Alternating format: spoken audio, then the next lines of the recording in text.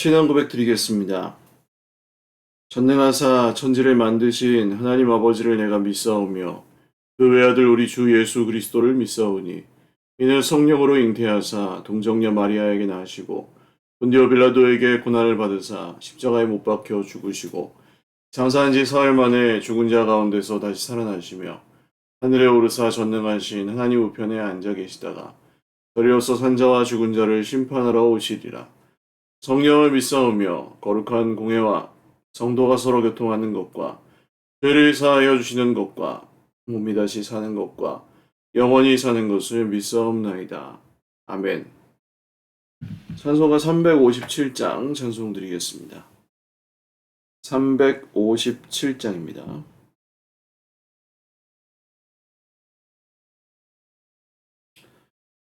주 믿는 사람 일어나 다 힘을 합하여 이 세상 모든 마귀를 다쳐서 멸하세. 저 앞에 오는 적군을 다 싸워 이겨라. 주 예수 믿는 힘으로 온 세상 이기네. 믿음이 이기네. 믿음이 이기네. 주 예수를 믿음이 온 세상 이기네. 온 인류 마귀 괴율로 큰 죄에 빠지니 진리로 띠를 띠고서 늘 기도드리세. 참 믿고 의지하면서 겁없이 나갈 때 주 예수 믿는 힘으로 온 세상 이기네. 믿음이 이기네. 믿음이 이기네. 주 예수를 믿음이 온 세상 이기네. 끝까지 이긴 자에게 흰 옷을 입히고 또 영생 복을 주시니 참 기쁜 일일세. 이 어두운 세상 지나서 저 천성 가도록 주 예수 믿는 힘으로 온 세상 이기네. 믿음이 이기네. 믿음이 이기네. 주 예수를 믿음이 온 세상 이기네. 아멘. 하나님 말씀 사무엘하 10장 1절에서 19절입니다. 구약성경 사무엘하 10장 1절에서 19절 말씀입니다. 사무엘하 10장 1절에서 19절 말씀 한 목소리로 읽겠습니다. 그 후에 암몬 자손의 왕이 죽고 그의 아들 한운이 대신하여 왕이 되니 다윗이 이르되 내가 나하스의 아들 한운에게 은총을 베풀되 그의 아버지가 내게 은총을 베푼 것 같이 하리라 하고 다윗이 그의 신하들을 보내 그의 아버지를 조상하라 하니라. 다윗의 신하들이 암몬 자손의 땅에 이름에 암몬 자손의 관리들이 그들의 주 한운에게 말하되 왕은 다윗이 조객을 당신에게 보낸 것이 왕의 아버지를 공경함인 줄로 여기시나이까. 다윗이 그의 신하들을 당신에게 보내 이 성을 엿보고 탐지하여 함락시키고자 함이 아니니까 하니 이에 한운이 다윗의 신하들을 잡아 그들의 수염 절반을 깎고 그들의 의복의 중동볼기까지 자르고 돌려보내매 사람들이 이 일을 다윗에게 알리니라. 그 사람들이 크게 부끄러워하므로 왕이 그들을 맞으러 보내 이르기를 너희는 수염이 자라기까지 여리고에서 머물다가 돌아오라 하니라. 암몬 자손들이 자기들이 다윗에게 미움이 된 줄 알고 암몬 자손들이 사람을 보내 벤로업 아람 사람과 소바 아람 사람의 보병 2만 명과 마아가 왕과 그의 사람 1000명과 돕사람 12,000명을 고용한지라. 다윗이 듣고 요압과 용사의 온 무리를 보내매 암몬 자손은 나와서 성문 어귀에 진을 쳤고 소바와 르홉 아람 사람과 돕과 마아가 사람들은 따로 들에 있더라. 요압이 자기와 맞서 앞뒤에 친 적진을 보고 이스라엘의 선발한 자 중에서 또 엄선하여 아람 사람과 싸우려고 진치고 그 백성의 남은 자를 그 아우 아비새의 수하에 맡겨 암몬 자손과 싸우려고 진치게 하고 이르되 만일 아람 사람이 나보다 강하면 내가 나를 돕고 만일 암몬 자손이 너보다 강하면 내가 가서 너를 도우리라. 너는 담대하라. 우리가 우리 백성과 우리 하나님의 성읍들을 위하여 담대히 하자. 여호와께서 선히 여기시는 대로 행하시기를 원하노라 하고 요압과 그와 함께한 백성이 아람 사람을 대항하여 싸우려고 나아가니 그들이 그 앞에서 도망하고 암몬 자손은 아람 사람이 도망함을 보고 그들도 아비새 앞에서 도망하여 성읍으로 들어간지라. 요압이 암몬 자손을 떠나 예루살렘으로 돌아가니라. 아람 사람이 자기가 이스라엘 앞에서 패하였음을 보고 다 모임에 하닷에셀이 사람을 보내 강 건너쪽에 있는 아람 사람을 불러내매 그들이 헬람에 이르니 하닷에셀의 군사령관 소박이 그들을 거느린지라. 어떤 사람이 다윗에게 알림에 그가 온 이스라엘을 모으고 요단을 건너 헬람에 이르매 아람 사람들이 다윗을 향하여 진을 치고 더불어 싸우더니 아람 사람이 이스라엘 앞에서 도망한지라. 다윗이 아람 병거 700대와 마병 4만 명을 죽이고 또 그 군사령관 소박을 치매 거기서 죽으니라. 하닷에셀에게 속한 왕들이 자기가 이스라엘 앞에서 패함을 보고 이스라엘과 화친하고 섬기니 그러므로 아람 사람들이 두려워하여 다시는 암몬 자손을 돕지 아니하니라. 아멘. 기도드리겠습니다. 살아계신 하나님 아버지 감사합니다.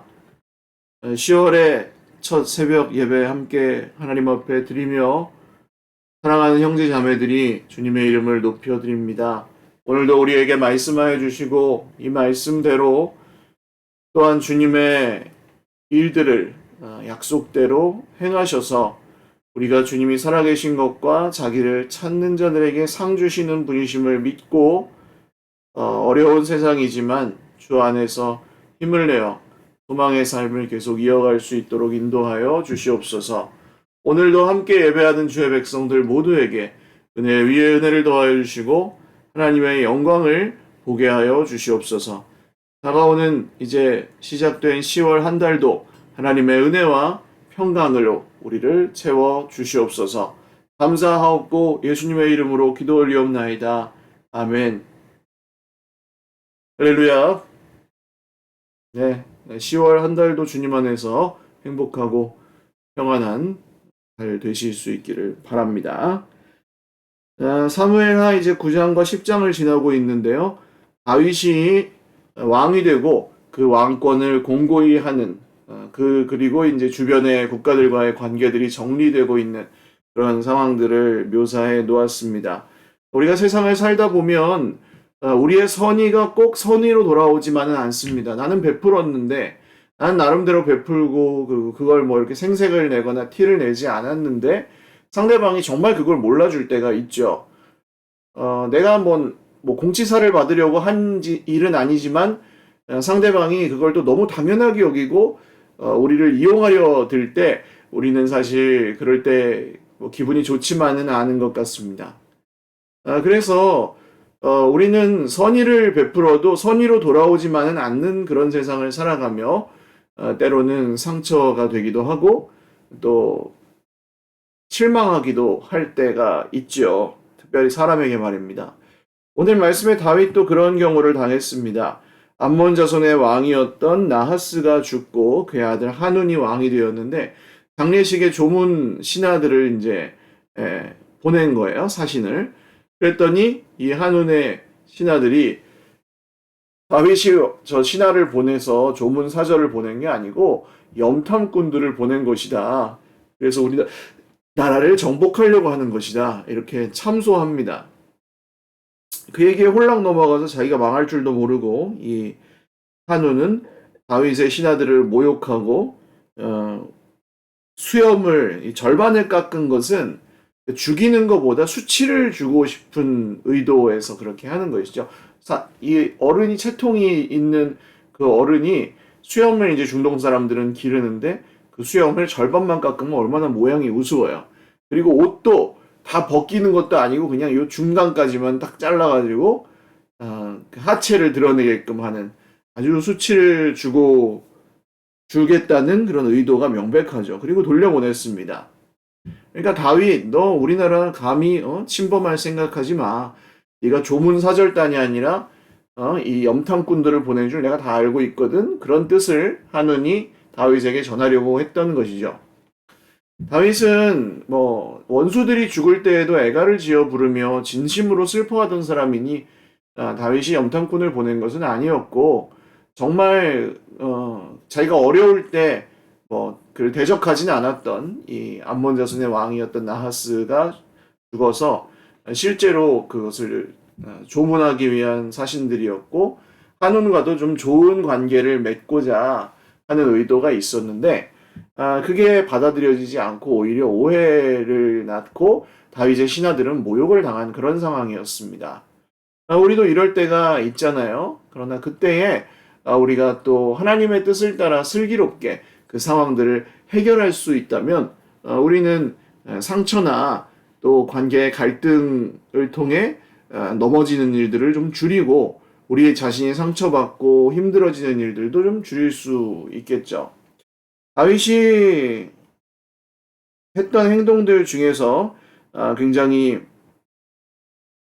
좋았던 것들, 오늘 이제 본받을 만한 것들을 몇 가지 말씀을 통해 살펴보시면 이 한운이 이런 모욕을 다윗에게 직접적으로 주고 신하들을 그렇게 수염을 자르고 의복을 잘라서 보냈을 때 뭐 만약에 정말 자존심이 강한 왕이었다면 당장의 군대를 일으켜서 감히 너희가 우리를 이렇게 모욕하다니 하면서 전쟁을 일으켰을 거예요.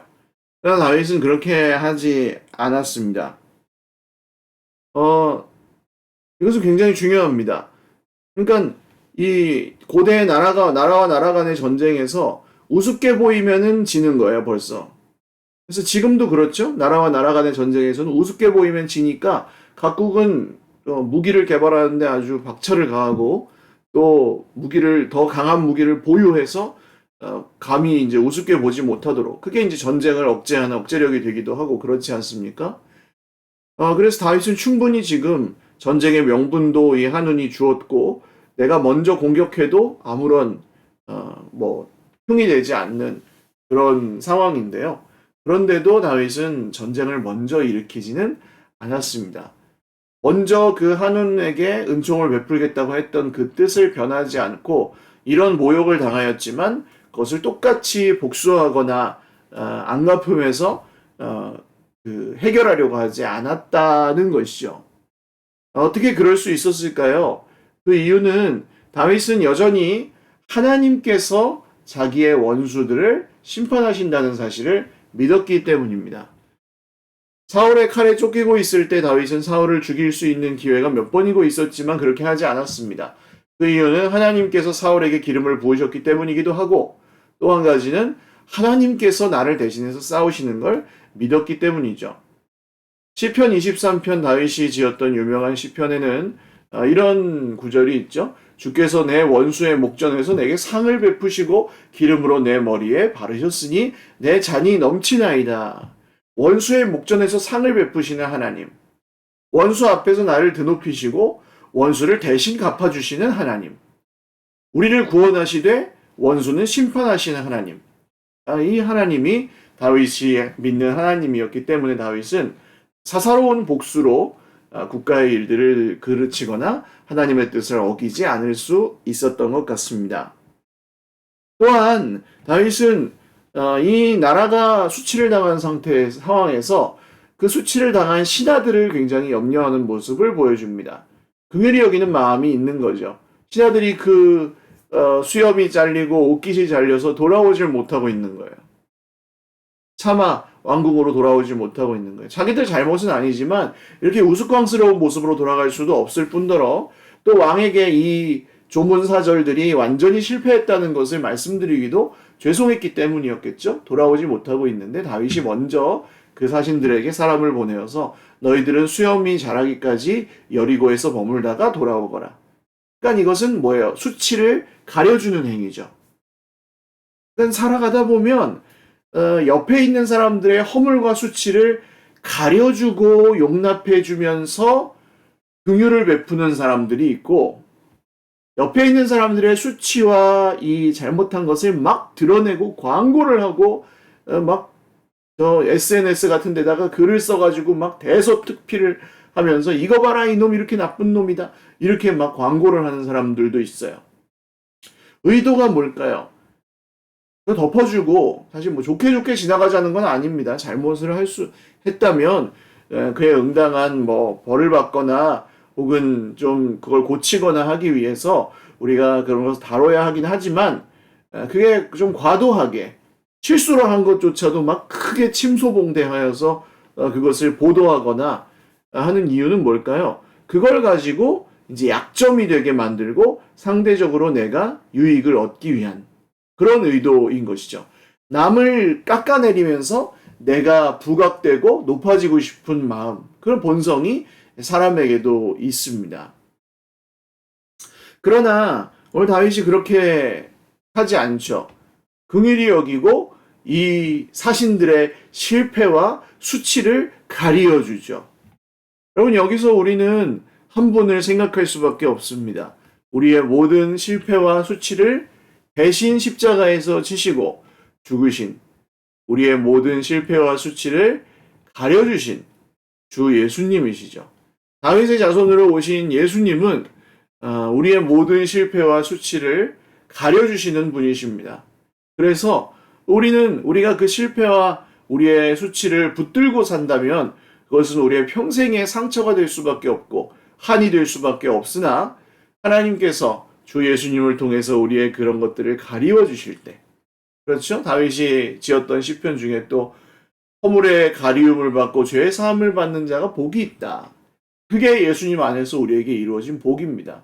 우리의 죄는 없어지는 게 아니에요. 예수님이 대신 그 값을 지시고 치르셨기 때문에 그 죄가 면죄된 것이죠. 죄에 대한 책임이 우리에게서 예수님에게로 전가된 것이죠. 죄가 없어진 것, 죄 자체가 없어진 것은 아닙니다. 주님이 우리를 가리워 주시고 주님이 우리를 그냥 봐주신 거죠. 받아주신 거죠. 용납해 주신 것입니다.